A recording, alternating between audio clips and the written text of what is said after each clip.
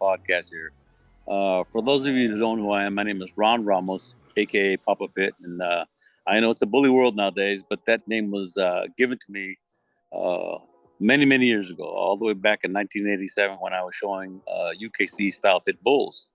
So I have been blessed to have owned ADBA style pit bulls, UKC pit bulls. I've had a national blue pit champion in the UKC. I have shown Amstaffs in the AKC. I have a dog that has won award of merit in the Amstaff Nationals. I have shown Americanbullies in the the ABKC. I was also their first director of judges and one of the first judges for them. And I had trained probably at one point in time, probably 85 to 90% of the judges around the globe on how to be judges for bullies. And I also have a national Best All Classic ABKC national champion. And then I became the director of judges for the BRC for a moment. And now I'm pretty much a freelance judge, and I've been blessed to have traveled to over 20 different countries, judging shows, and for many different registries. And many of them have been very prestigious shows as far as their national type shows or just overall specialty type shows. So I'm truly blessed to where I'm at. So that's me in a nutshell. So again, like I said, I'm here to serve my community, and hopefully we can do something for you guys here on this. That's one of my favorite stories, man. Let me tell you why. Because I've always been the older guy around the bully crowd, with the pit bulls, Amstaffs, whatever. I was always the older person, right? And a lot of the people that were around me were a lot younger than I was. And plus, in my family, we go gray. As you can see, we go gray. We go gray at 40 years old. We're gray, man. We're completely gray. Okay. So it's an inheritance, the gray. So I used to go to the UKC shows, and there was a young lady by the name of Lee at that time, Carver, or Lee Slashner. I can't remember the exact name, but her name was Lee. I loved her like a daughter, man. Yeah. And I would go to these shows, and I always try to be there on time. I hate running late. So I'd get there, and I would start helping people unload their canopies, helping to set up, and right. And one day Lee tells me, Ron, he goes, man, you're like everybody's papa, man. You get here and you don't hold back. You help everybody. You help them get their dogs down. You set them up. I'm going to call you Papa Pitt. Yeah. Boom, baptized. There it is. I'm Papa Pitt now. And the name stuck, and it never went away. Even the hat is a whole different story. I never used to wear a hat. And that's, if you want to hear a story about the hat, I'll tell you a story about the hat. Yeah, go for it, man. It's like a trademark. I know I've seen plenty of pictures with the hat on. Oh, this hat was, I was never a hat fan to be. This is how crazy this was. So I happened to be doing a bully show in Hawaii. Yeah. And the sun is very deceiving in Hawaii. It doesn't feel that hot. Right. And if you're out there, it really gets to you because it's reflecting off the water. You're in the middle of an island, so you're like in a bowl, and all this light's hitting you. It doesn't feel very strong. So in the middle of one of these shows, I started getting like a real bad headache, feeling really bad. And one of the people said, you're having heat stroke. I said, shit, man, are you kidding, man? I'm in California. It's hotter than that here over there. He goes, no, I'm telling you, the sun is different here. Yeah. So they went out and got me a little Quicksilver hat, and it was very similar, just a little more flatter brim, and I wore the hat. And I felt better. They hydrated me, put me back in the ring, and I finished the show. So then I get home to California, and I go to another show in a little town called Pixley. And it's not even a town, man. It's just basically a store in a little park. So I'm at this show, and my wife was with me, and she happened to take the hat because I wasn't wearing the hat. But she said, "Well, it's outdoors. I'm gonna take it just in case." Right? So I get to the show, and I'm doing the show, and I get done, and people say, hey, we would like to take a picture with you. I said, okay, sure, let's take a picture. Right? And we're there, and we're getting ready to take this picture, and they go, well, where's the hat? I go, what do you mean, where's the hat? What do you mean, where's the hat? He goes, no, we seen the picture. We seen you were in Hawaii with a hat on. I said, oh, I said, wife, give me the hat. So I put the hat on, and after that, the hat never came off, man. Everywhere I went, people wanted to take a picture with me with a hat on. So it became my trademark. So it's now, if I didn't wear the hat, my family wouldn't even recognize me probably now because I wear it all the damn time. And that's the birth of the hat, man. That's how the whole hat story started. So it's been interesting. It's been an interesting adventure, man. So that's me in a nutshell. Yeah, I did have a little bit to that. What it was actually a group of us that actually got together and wrote the standards and then. And what they did is somebody wrote the foundation. It was passed around. Then we would add in well, we need to adjust this or tweak it here, or add here, there. So it was not just me. It was actually a group of people that actually had input to all that information. I did more of what I did for the bully world, and this is when the started showing them seriously in the ABKC. I pretty much wrote the criteria, what it was to become a judge, and I also wrote the code of ethics for judges. What was allowed, what was not allowed. We wanted to make sure that we maintain a very professional profile to the public, because in the very beginning of showing the bullies, it would just go to the park, show your dogs, and they pick somebody out of the crowd and say, "Hey, you're going to be the judge." Right. But with the more competitive it became, the more demand became on judges understanding what they're looking at. Because once you start paying prices and you start paying to show a dog, some of the people get really, really competitive. So this is where the things changed, and this is where being the director, I decided to make a criteria that was a requirement how to become a judge. So back in the old days, it was, hey, let's get my compadre to the judge, or they're my brother-in-laws right here. Right. Let's throw them in the ring to judge. Right. No more. I mean, it's so competitive. They want people that are knowledgeable and understanding of the breed. So in the early days, it was pretty untrained people, and now it got a little more professional. But now with some of these fun shows that are coming up now, it's kind of reverting back to some of that stuff, and that's a good thing because it's fun. But on the other hand, it's a bad thing because then you may end up having dogs with a lot more health issues and faults because they don't really care. They just want to have a fun show and thing. And I'm not against fun shows, but I think there's comes a time where understanding breeds is actually to protect their health, and their desired look. So it's a good and it's a bad thing. Something as far as the writing the standards, there was a few people, and I don't want to say any names, but the fact of the matter is that I get it. And the reason I'm not going to say the names because I don't want to hurt somebody's feelings that I was a part of it and I forgot to mention their name. Right. So because people get very sensitive over this stuff because everybody wants to lay claim that they did this for the breed, and they all deserve their accolades and their shine. But the thing is, I would hate to say something and forget somebody, or vice versa. So, but the very first dog that I seen, believe it or not, the American Bully, there was a couple of them, believe it or not. And these were even before they were called American Bullies. There was a friend of mine by the name of Tilo Barr of Ruckus Kennels. Tilo Barr of Ruckus Kennels had a dog by the name of Big John Blaze. He was a real short, compact, just a monster of a dog. I mean, he was truly a beast, man. I mean, just really, really wide, heavy bone. Almost along the lines of like a muscle tone, you know what I mean? But this is way before even muscle tone was even conceived. That idea wasn't even born yet. Right. And that was one of the first dogs that I said that's a beautiful animal. But at that time, they're still not called American Bullies, And then there was another dog that was actually my little town that I live in. I live in a very small town. The town that I live in is only 1,600 people, to give you an idea how tiny it is. And that's including surrounding farmland and everything. So it's the community itself is a real tiny town. Right. That is beautiful. Hey, there was a dog.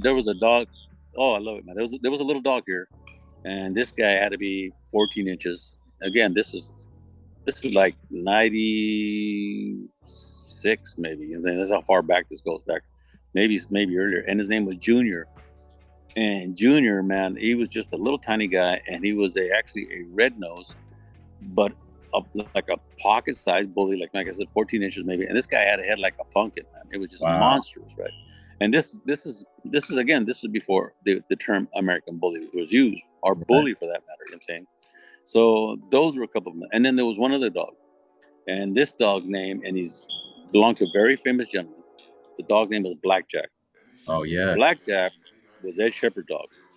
Ed Shepherd dog Blackjack was the size of a standard dog at that time, right? But he was a freak, man. He had heavy bone, big head. He was a pretty amazing dog. Very beautiful animal to look at. He was just absolutely stunning, man. And those are just a few of them to mention that are like in the real early days. Now, when they looked at the breed, and the breed became more of getting its place in the dog world, the dogs that I remember, one of the dogs I remembered, and I did a breed to him, was a dog by the name of West Coast Bullies Da Vinci. And he was off of Corrupt. Corrupt was amazing. Da Vinci was amazing. There was a dog way back, old school guy, and name was Armani. He was a red fawn also. beautiful dogs. See, those are dogs in their first, the inceptions of the American. I do. Yes, I had my very first dog, believe it or not, was two game dogs. This is my very inception. I've been in the country. I've had every dog you can imagine. I had Rottweilers, Dobermans, Samoyeds, everything under the sun. When you live in the country, man, every farmhouse got a dog. Man, right. So with that being said, some of the first dogs I ever had, I got from a lady by the name of Patty Allen, and she had Allen's Country Kennels, and she had dogs like Allen Country's Cowboy, Allen Country's Boozer, and these dogs were like standard sized dogs. But these guys, honestly, got truth, these guys are like a real 100-pound, 110-pound dogs, not internet numbers. These are real numbers, right? And these guys are monsters, right? And from there, I got another couple of dogs, and these dogs right around the same time. One was a 100% Jeep dog. He was a buckskin, typical buckskin colored Jeep dog, right? And this, he was maybe 35 pounds soaking wet, 40 pounds, Right. But a hard-working dog, man. I didn't like the idea of rolling him or ring sport, so I didn't do that. But he was very capable. It came from just pure blood, dogs that were really capable. And then I got another dog at the same time, and he was off of Crenshaw dogs.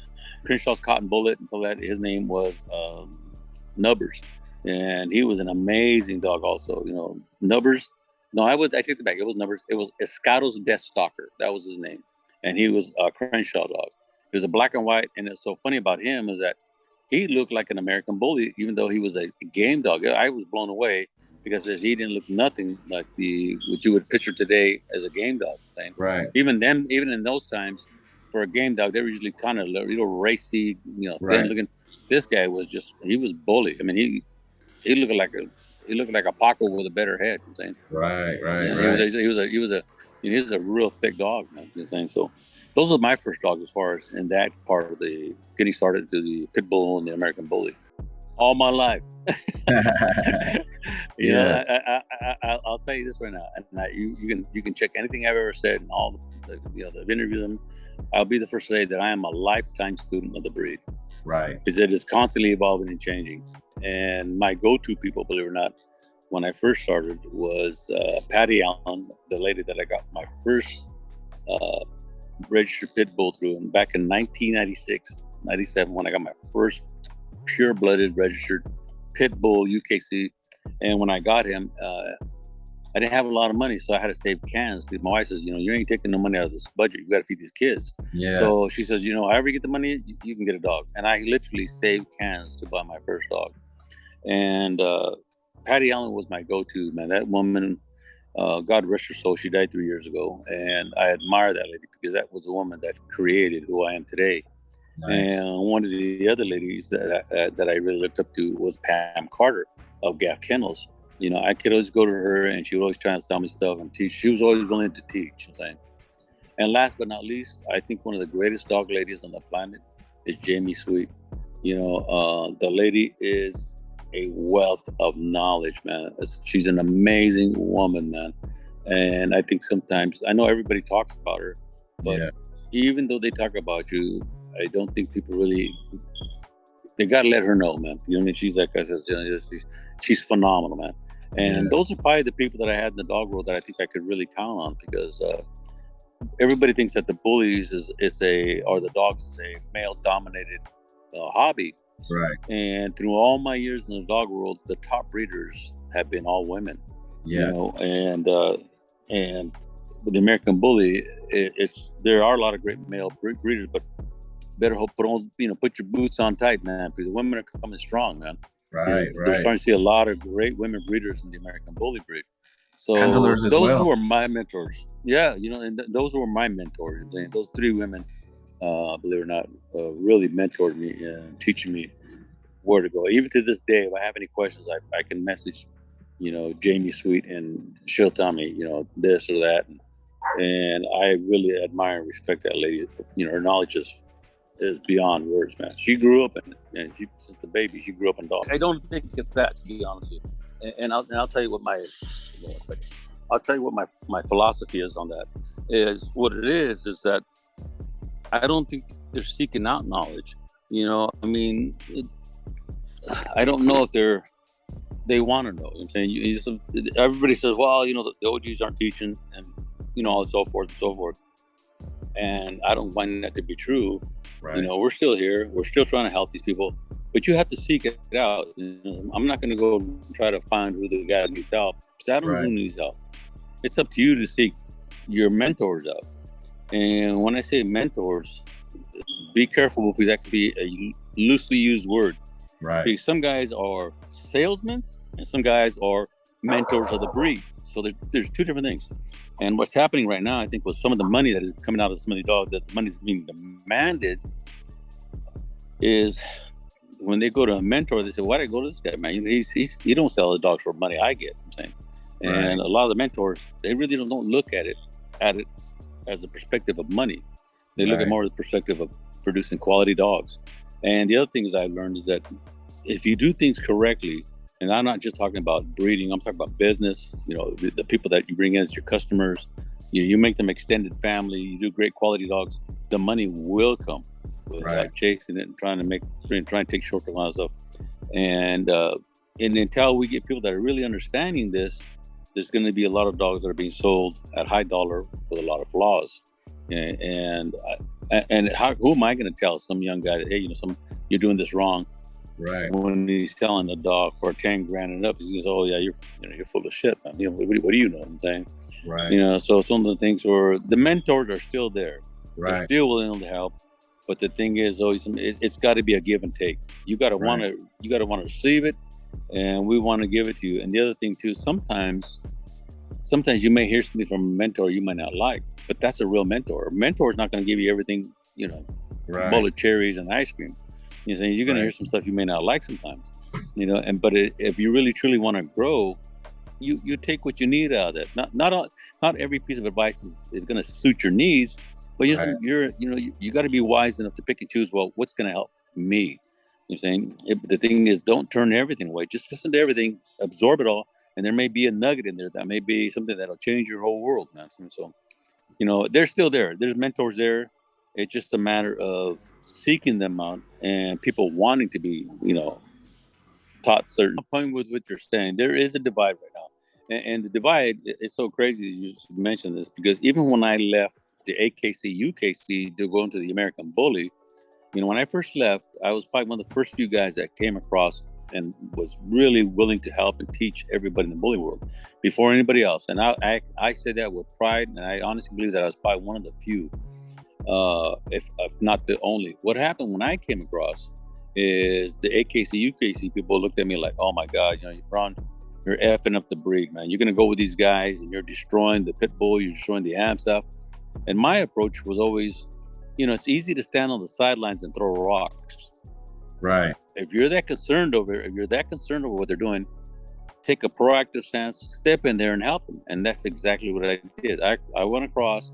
I had people, like I said, that were like, talking behind my back, oh, you're destroying your thing.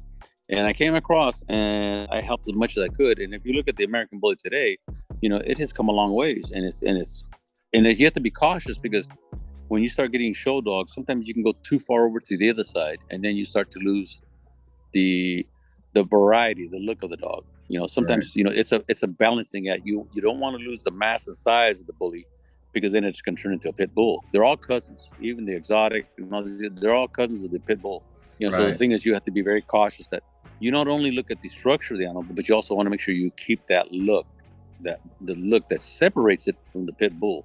So it's one of the things where it's a lot to it. And as far as the divide, I see the divide happening right now amongst the exotics. Right. And I started doing exotic shows. And when I do the exotic shows, I get the same thing from the Americanbully people. They say, oh, Ron, you're going over there. They're messing up the breed. They don't know that I was there when I left the UKC, AKC, and they told me exactly the same thing about the Americanbully that the Americanbully people are telling me when I go over and try to help the guys in the exotic world. Right. So it's almost like a vicious circle. And it's the same thing happening over and over and over again. And it's one of those things where I'm a dog lover foremost. First and foremost, I'm a dog lover. Right. So I've seen some exotics to me that they're pretty amazing little dogs. So I'm going to try to help those people as I helped everybody else. I'm not going to pick and choose. I'm saying, I'm not going to say, well, no, I don't want to do anything with you. You're doing this. No, I'm here to help everybody, man.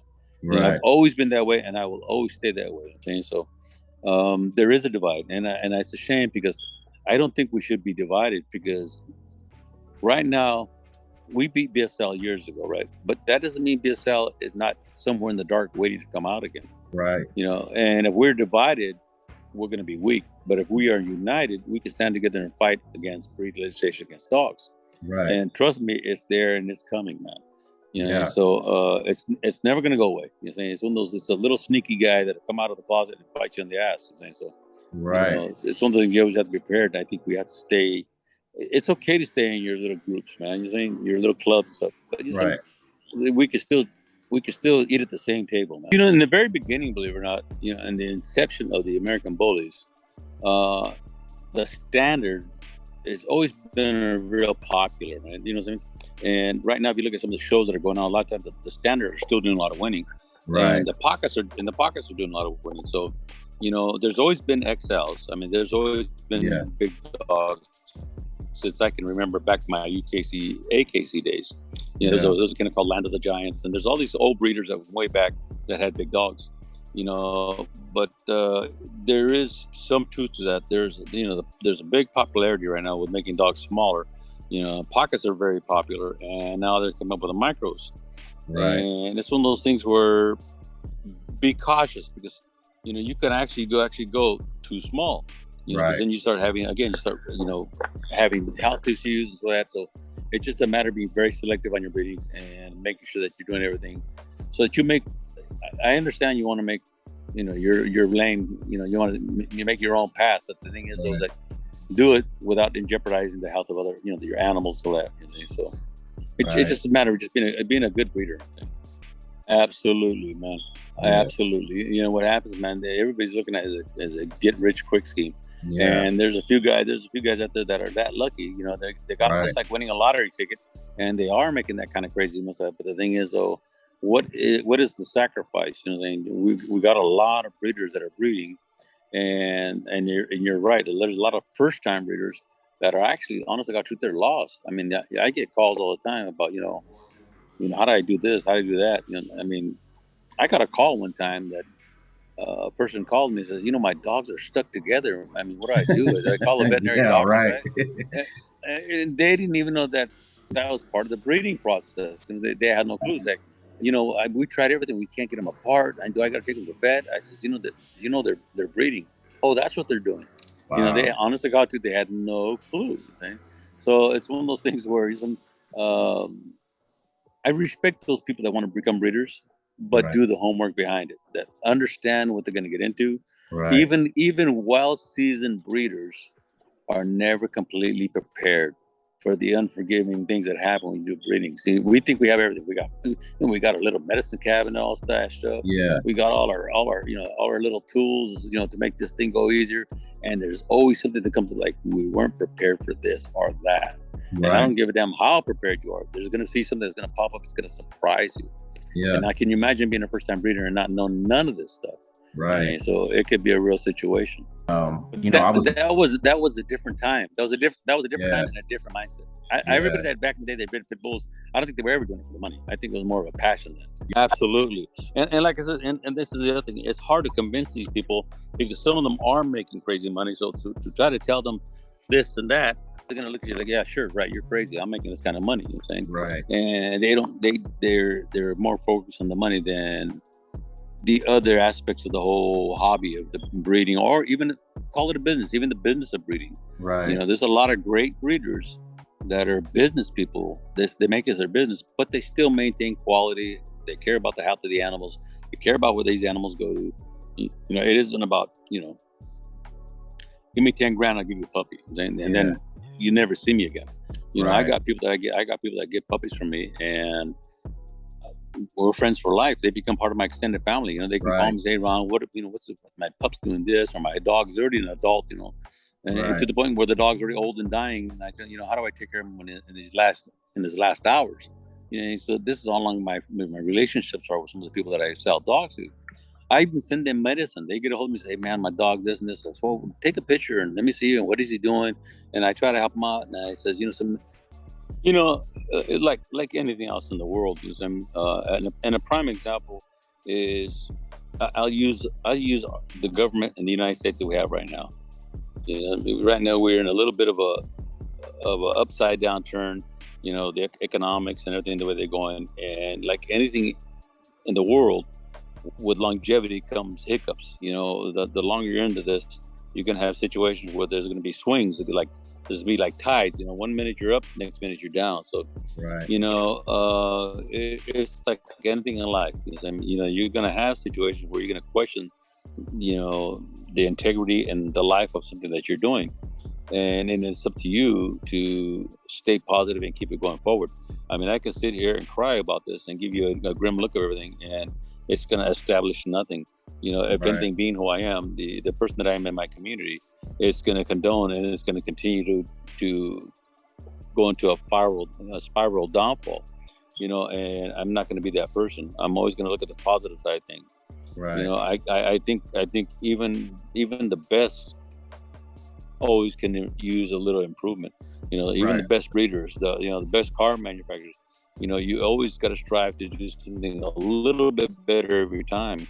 And I think that if we sit here and we say how bad things are, we are actually feeding into that situation. We're putting water where water shouldn't be put. We don't want to put water on weeds. We want Right. to put it on plants that are producing fruit.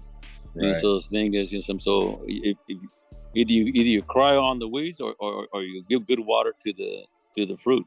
Right. So the thing is, so some things where you have to maintain positive. We're gonna have these situations. We're gonna have places where we're gonna have downfalls. And God willing, as a community, this is why I say it's so important as a community that we support each other.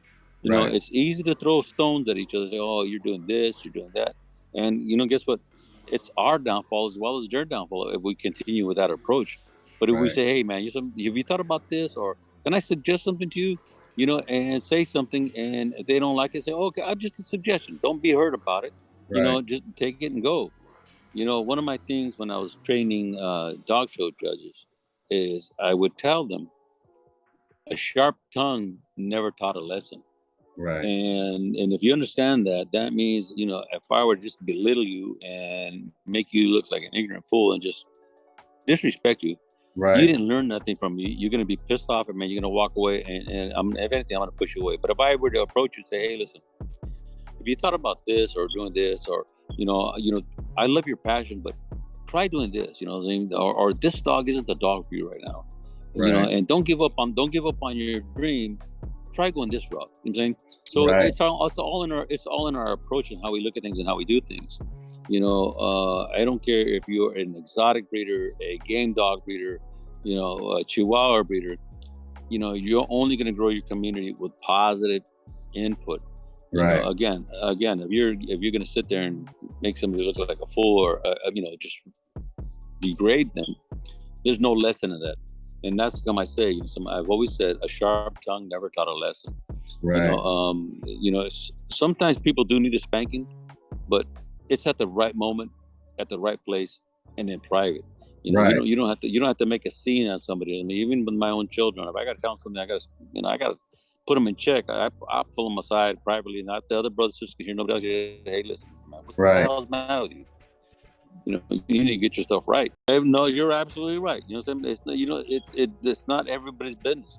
Even as a great mentor, a great kennel partner, a great friend, if they truly are good friends, they're going to tell you something sometimes, and it may sting a bit, but don't take it personal. If they didn't give a damn about you, they'd let you run off the cliff. Right. Matter of fact, they'd help you. Say, hey, let me put some grease on those wheels, man. Let me get you out there faster. Yeah. So the thing is, if they care about you, they may say things sometimes going to hurt your feelings. So is the community in bad shape? I think we're having little hiccups right now, but I think we're all going to be fine. I think we're going to come out of the mud smelling like roses, man. You know what I mean? So I think we're going to be okay. I admire and I love what you're doing, Dustin, because you're on point. Because if you look at people, some of these people in the dog world, and they do like you. They do live little podcasts, or they go live, and everything out of their mouth is negativity. Yeah. That's how they get their shine. You see? Right. And people don't understand that. Some people, they don't know how to get shine by saying positive stuff. And plus, I hate to say this, people like following drama. It's a sad thing that, you know, you could talk about something great all day long about a beautiful litter. People don't want to hear about it. But the minute you start talking about, you know, well, this guy did this and he screwed me over here, and everybody jumps on the bandwagon, man. You know, it's a shame that we're all ambulance chasers. You know, we don't really chase after things that we see that are positive. So, and when I see something like you and what you're doing, doesn't my hat's off to you. I respect you, and that's kind of I jumped in here wholeheartedly because I see what you're doing. You're trying to make things right, and we got to start. Yeah, we really got to start recognizing the positive side of things. I'm telling you, I know guys that started registries, and when they start your registries, they start them for the wrong reason. They start them because, oh, you know, he didn't like my dog, or he's talking shit on me, or whatever. Yeah. And those are all the wrong reasons. You know, you should be looking at it as like, I'm doing this, you know why? Because I want to better the breed. I want to do this. I want to make this positive. I want to make that positive. Right. You know, you're starting it for those other reasons. I promise you won't be successful. Yeah. You know, because your approach is wrong, and you got bitterness in your heart. It's going to go nowhere, man. So if you come in there with a good attitude and good things, I'm telling you, man, I've had people taking advantage of me and use me to do certain things, and I'm still here. I'm still surviving. Yeah. You know, I'm not going to focus on them. I'm not going to give them any sunshine. Yeah. Throw them in the closet, let them die. And I'm a happy guy, man. I'm here with you. I'm doing what I love the most, you know, and God willing that when I leave this world, everybody can look back and say, man, he was a good mentor. I'm not, you know, I've been blessed as a judge, as a breeder, but I want people to walk away and say, man, Ron was a good teacher, man. You know, he really helped the community. I'm saying that's my legacy. I'm saying that's what I want to do. Definitely. You know, yeah, you know, same because dogs come and go. It's like being a rock star, man. If you don't have a hit song, 6 months they don't know who you are. Same thing in the dog world. If you don't create amazing dogs, they'll forget about you in a flash. Dude. Yeah, we're dog lovers first, man. Yeah, you understand. I don't give a damn if you're a true dog lover. You can say, "Oh, I'm a hardcore bully fan," but if you see a nice dog after you become a dog lover, you know, it could be the damn mutt in front of the liquor store, and you're looking, God damn, he's a good looking little dog. Right. You know, because your eyes change towards the community. I'm saying so. I admire what you're doing. Honest to God, truth, man. I wish you great success. I want to see more of your podcasting. I want you to get some great people on here. Yeah, definitely. Because this, you know, it's needed, man. Yeah. For sure. You know, our community, we don't need any differences. We need more camaraderie. You know, when this whole thing started, man, it was just fun shows and everybody got together, and it was just a good time. There was none of this, you know, your dog is that, my dog is this. You know, everybody loves their dogs. You know, everybody, you know, the old adage, you know, my dog's better than your dog. Everybody thinks that in their mind. So. Right. And there's nothing wrong with that. That's part of loving your animal. Right. You know, everybody loves their dog. Yeah. And so, but I think you're right, though. But I think the community, I still think we still look at each other, and I think there's a lot of guys in there that look across the lines and say, "Hey, man, you got a nice dog," you know?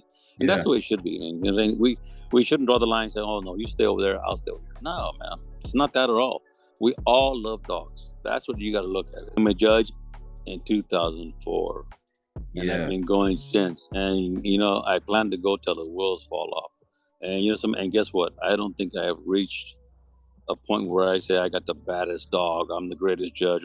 I still think I'm still growing. I'm still trying to be better at what I do. Yeah. You know, I will never be that guy that I think I'm better than anybody else, man. Yeah. You know, I would like to be looked at as somebody like, man, he's competitive. You know, he's bringing some dogs that are pretty damn nice.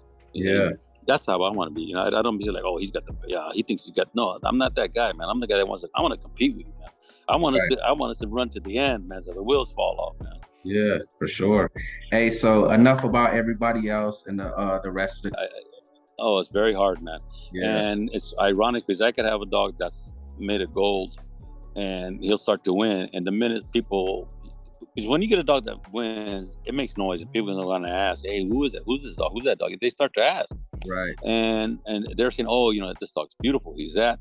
And the minute they find out it belongs to somebody, they say, "Oh, that's why he's winning," or "Oh, he's got the inside." So, you know, I've never been the guy that wanted to do that. Trust me, I did a lot of showing. I started a showing, and I do miss a show ring, but I just feel like I don't have I should say a fair chance. Yes, but I'm okay with that, man. I mean, so long as Yeah, so it's complicated, but I'm okay with it. I'm okay. It's not going to stop me from breeding and doing what I'm going to do. In fact, I'll show you real quick. I don't know if you can see that. That's the kennels back there. Nice. That's all the kennels. That's beautiful. Yeah, this is the yard. So where we have all our fun. We got everything. We got the dogs here. So here, yeah. I'm telling you, man. We just had people come in from Los Angeles. We did a breeding yesterday. We're always doing something here. You know what I'm saying? And as far as my up and comers, man, I got a boy named Boom Boom. He's just absolutely gorgeous, man. He's about 15 inches, super heavy bone, big head, super correct. In fact, the more correct the dog, it takes away from their look and their size. Right. It's kind of weird. It's kind of crazy. Yeah. Then I have a little guy named Soldier, and Soldier's like 14 inches. Man, he's a beast, man. He's a little dog, but when I say little dog, it's not like some of those you see now that, they got a little thin bone and they got a little nice round little heads. No, this guy is a lot of meat on a 14-inch frame, man. You know what I'm saying? So, and I'm not going to bring him out right now. It's just too difficult for me to do this. No, that's cool. That's cool. Yeah, but I'm always doing something, man. You know, I love what I do. I love doing the breedings, and that's how I got started. Was I was like everybody else, doing dog shows and breeding, and I still enjoy it today, man. Important thing I can tell you, as being a young breeder, is don't be impatient, because I see too many people, they got money in their pocket and it's burning a hole and they just can't wait to give it to somebody, man. And this is where they get in trouble, because there's a lot of breeders out there, and I describe them as a used car salesman. They'll walk around, kick the tires, and tell you how shiny it is, and it belonged to an old lady, and it's not what you think it's to be. So the thing I can tell you is start looking at litters. If you really want to get into bullies, go see as many litters as you can. And I'm not talking about, you can do internet, don't get me wrong. That helps, but you look at as many litters as possible so you can start to develop an eye what you're looking at. Decide on what you want to get into, whether it be an XL, classic, standards, pockets, exotics, French bulldogs. Study that particular variety you're after. Study it intensely. Understand the structure, understand the health issues, so you don't buy into a dog that's going to die on you or pay a lot of money later on down the line for veterinary costs. The second thing is be prepared, man. And what I mean by prepared, be prepared with understanding the breedings, the health issues, finding a mentor that will help you. Anybody can go out and buy a dog. That's the easiest part of this whole thing. Money will leave your hand quicker than you can imagine. So the thing is understanding where you're putting your money towards. How many of you gone out and you bought a car and just from a picture in a magazine? You won't do that. You want to go see it. You want to drive it. You want to look at it. You want to read about the do's and don'ts, or does this car have known for having problems? The same thing with the puppy and the breeders and the varieties. Understand what you're going to get yourself into. That's the most important thing. And the other thing is be very patient, especially if you're going to go into showing dogs. If you're going to showing dogs, you have to be very patient, to work with the dog. Because if you're heavy-handed and hard on a puppy, you're going to break his spirit, and he'll never be a good show dog. So those are just some of the things. Like I said, do your homework and stay humble, man, and you'll have a blast. Yeah. I'm on Instagram. I'm on Instagram as the Mr. Papa Pit, all one word. And I also on Facebook on OG Ramos. And what had happened is I was under Papa Pit under everything before, everywhere I was at. But what happened was I don't know, somebody didn't like me or whatever it may be, and Facebook came and they took away all my accounts. They took away Instagram, they took away Facebook, they took away Messenger. They left me high and dry, and it kind of broke my heart because there was a lot of historical content. A lot of first time stuff was on there, and it's all gone. So it took me roughly like 6 months to get my, to reestablish. I didn't even get my accounts back. I couldn't even get my accounts back. So I had to start all over again. And it was a real heartbreak on me. It really depressed me. Because like I said, there was a lot of historical content, articles that were written by me, just a lot of stuff. And it got taken away. And I tried to appeal it. And, Facebook and Instagram are so big. There's no humans there. You're talking to a computer. They have programs that, whatever they may be, that red flag you, or if somebody puts a complaint on you, they don't search it out. They just keep a score. Okay, this guy had 3 complaints, we're taking them down. Right, You know, right. and it could be somebody hating on you that you never done anything. Because all my content was dog stuff. So when they told me I violated community rules, it was a real heartbreaking thing. But it is what it is. I'm back, man. You know, it did bring me down a little bit, but it hasn't stopped. I'm still here. I'm still supporting my people. I'm still here for you people out there, man. I'll do this, like I said, as long as I can. Like I said, I'm so grateful to you guys. Dustin, your followers, the people out there, the people that are going to come on here, please follow this gentleman. He's doing some great things, man. And like I said, without your guys' support, this stuff won't happen. And this is all good content. You know, these are the kind of people you want to support and continue to grow. And it's going to help you new breeders as well, the old breeders, you know, to grow. So this is the kind of stuff you want to do. The open door, brother. It's an open door here, man. Yes, sir. I'm actually doing a show, and I'm you have to forgive me. I don't have. I'm sure you can find it, but I'm actually doing an event for Man of Steel in Reedley, California. I'm doing another one for exotic Frenchies up in the Tri-Cities, Washington, Oregon area. I'm doing a seminar in a week in Los Angeles, a handling seminar in Los Angeles. Nice.